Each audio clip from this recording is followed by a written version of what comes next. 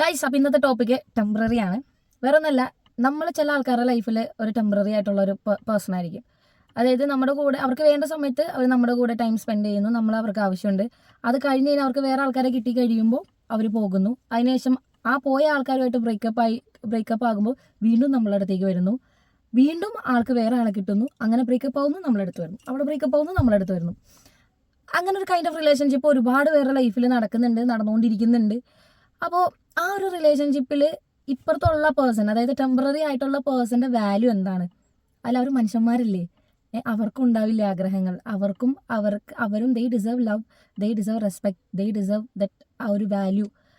അപ്പോൾ ഇതൊന്നും കൊടുക്കാതെ ഒരുപാട് ആൾക്കാരുണ്ട് അങ്ങനെ ടെമ്പററി ആക്കി വെച്ചിരിക്കുകയാണ്. അല്ലെങ്കിൽ ഒരു സൈഡാക്കി വെച്ചിട്ട് ഇന്ന ആളില്ലെങ്കിൽ ഓക്കെ, എനിക്ക് തിരിച്ചു പോയ വേറെ ആളുണ്ട്. അങ്ങനെയുള്ള റിലേഷൻഷിപ്പിനെ എത്ര പേര് പോകുന്നുണ്ട്, അങ്ങനെ സപ്പോർട്ട് ചെയ്യുന്നുണ്ട് എന്നുള്ളത് എനിക്കറിയില്ല. എൻ്റെ ഒരു കാഴ്ചപ്പാടിൽ അങ്ങനെ ഒരു റിലേഷൻഷിപ്പ് ഭയങ്കര ഓപ്പോസിറ്റുള്ള ആൾക്ക് ഭയങ്കരമായിട്ട് പ്രശ്നം ഉണ്ടാക്കുന്നൊരു കാര്യമാണ്.